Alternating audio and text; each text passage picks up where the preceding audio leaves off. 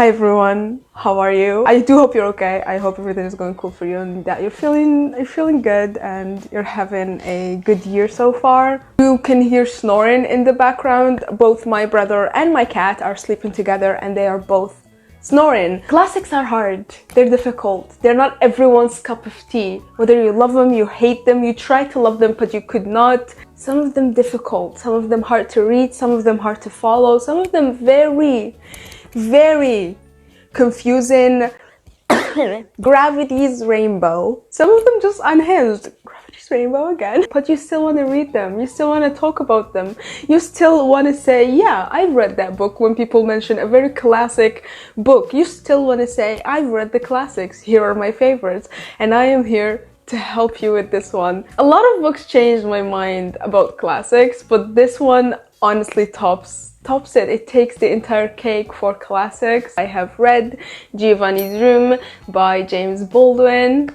Following David, who's an American traveling, or actually kind of escaping to Paris and spending some time there in Paris discovering himself and trying to work out his inner dilemmas and his inner torment, and his torment inlays in his struggle sort of with sexuality and his shame with his own sexuality. As it happens, David is attracted to men.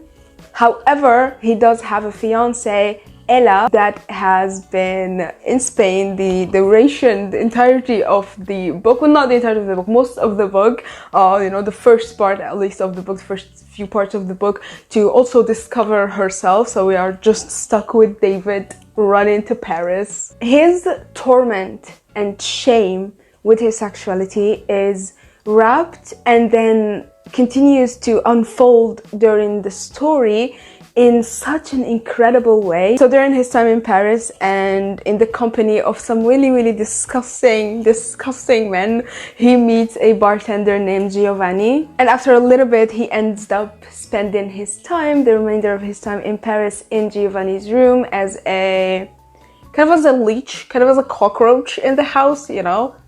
I don't know, a tenant. I forgot the word, sorry. Before I continue with the book, I highly implore you to look up James Baldwin if you haven't already. I know that I am late to this party because he's such a well-known person, but it just got to me, so be patient. If you haven't though, I highly implore you to look up this person. He is such an interesting and such a beautiful human being and an incredibly admirable person. And while reading this book, you will see pieces of his life splattered across the novel and little things that I've discovered after researching the author a little bit tucked away in the pages. In Giovanni's room, the main character, David, and I think I do think every other character is white.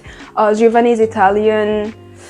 I don't want to spoil, but there are a lot of other, well, not a lot, but decent enough amount of characters, and I do think they're all white. However, that's not what I wanted to say. However, you can definitely hear or feel the voice of a black author, as the author himself is a black person, and I found that so incredibly well done. You can feel the voice of the author through this character.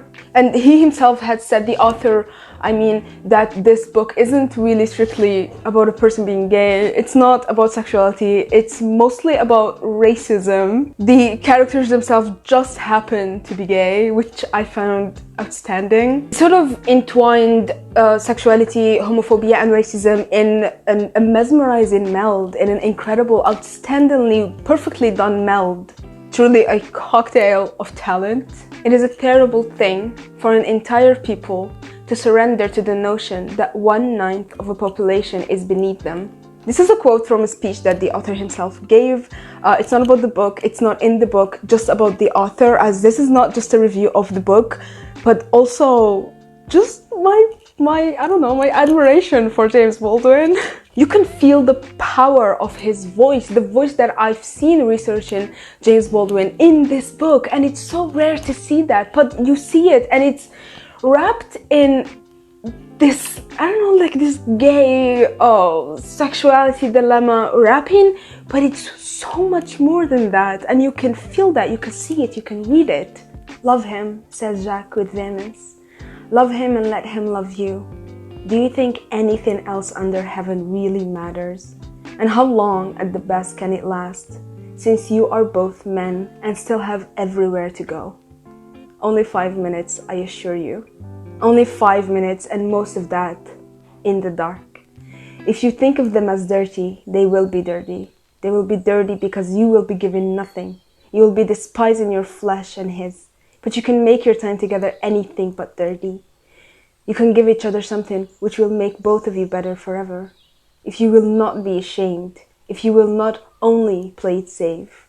Seeing the main character's absolute inner torment with his shame, with this toxic idea of masculinity that he's been holding on, that he's been hearing, that he's been fed all his life, and seeing it unfold now after he met Giovanni, after he found love, while this man is inherently unable to love, but still he found true love, and seeing his torment sort of unfold because he has found what he considers, or we consider as a reader, true love. It is incredibly done, especially him sort of, I don't know, you can feel the shame that has been fused with his insides, like with his soul, all throughout his life, and him struggling to either let that go or hold on to it even more, or running from it, or letting it swallow him whole. I wanted children. I wanted to be inside again, with the light and safety, with my manhood unquestioned.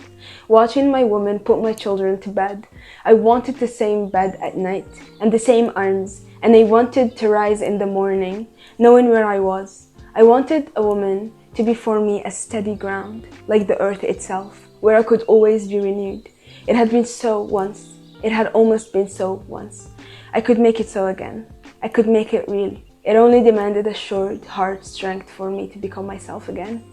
Your father or mine should have told us that not many people have ever died of love, but multitudes have perished and are perishing every hour in the oddest places for the lack of it. The writing itself, apart from the story, apart from the author, apart from the layers that are included in the story, the writing itself is incredible. This was published in 1956, and it was such a strong power move to publish something like this in that time, and to be honest, it still is. It is definitely a book that you will read and read and read and reread again and again and again. And every time you read it, you will discover something more, you will discover something new, and you will fall in love with it again. She was very big, and she was disquietingly fluid without, however, being able to flow. I felt a hardness and a constriction in her, a grave distrust, created already by too many men like me, ever to be conquered now. What we were about to do would not be pretty. You think, he persisted, that my life is shameful because my encounters are, and they are. But you should ask yourself why they are. Why are they shameful? I asked him. Because there is no affection in them and no joy. It's like putting an electric plug in a dead socket. Touch but no contact, all touch but no contact and no light. I asked him why. That you must ask yourself, he told me.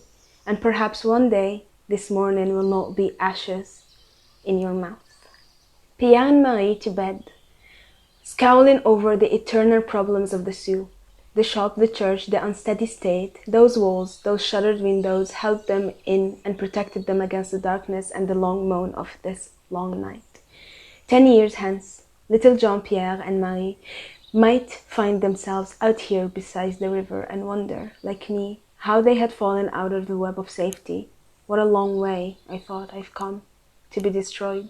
Telling you, I can just keep reading you quote after quote after quote and not get tired of it. The book itself is not a happy book per se. It is not a happy ending. I'm not going to spoil, but it is not a happy ending. I'm trying my best not to spoil, actually. So I'm trying to talk about the vibe of the book rather than the story, because if I talk about the story, I'm gonna spoil everything. The POV is basically him reminiscing, or actually lamenting, not reminiscing, and something grave happens, something horrible, big sad happens, and it definitely leaves you with a lot of questions whether, like, you know, whose fault it was and stuff like that. And I love that part a lot. I found it extremely interesting. Yeah, this is definitely a classic you will love, an easy classic to recommend. It's the easiest book that I can recommend because it's incredibly beautiful. Like, every aspect of it is beautiful. The writing is incredible, the storytelling is beautiful, the characters are wonderfully done, the story is wonderfully done. There's a little bit of misogyny in it, but it's perfect for the time, the characters, the setting, everything. I loved every part of it. It's a total 5 stars, and you will definitely love it too. If you find yourself wanting to get into classics and you don't know where to go, definitely try and start with Giovanni's Room. It is a wonderful book, definitely. Other than that though, thank you so much for watching. I love you, and I'll see you next video.